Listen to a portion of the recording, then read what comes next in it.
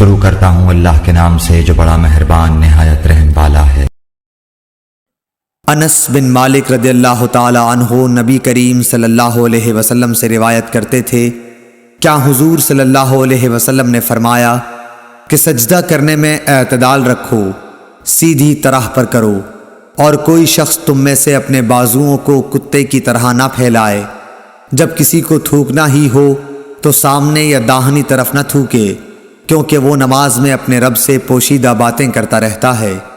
صحیح بخاری حدیث نمبر 532۔ زید بن وہب ہمدانی نے ابو ذر رضی اللہ تعالی عنہ سے روایت کیا ہے کہ نبی صلی اللہ علیہ وسلم کے مؤذن بلال نے ظہر کی اذان دی تو آپ صلی اللہ علیہ وسلم نے فرمایا کہ ٹھنڈا کر، ٹھنڈا کر، یا یہ فرمایا کہ انتظار کر، انتظار کر، اور فرمایا کہ گرمی کی تیزی جہنم کی آگ کی بھاپ سے ہے، اس لیے جب گرمی سخت ہو جائے تو نماز ٹھنڈے وقت میں پڑھا کرو۔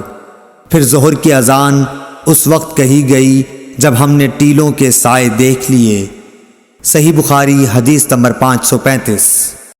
ابو ہریرہ رضی اللہ تعالی عنہ نبی کریم صلی اللہ علیہ وسلم سے روایت کرتے ہیں کہ حضور اکرم صلی اللہ علیہ وسلم نے فرمایا کہ جب گرمی تیز ہو جائے تو نماز کو ٹھنڈے وقت میں پڑھا کرو، کیونکہ گرمی کی تیزی دوزخ کی آگ کی بھاپ کی وجہ سے ہوتی ہے۔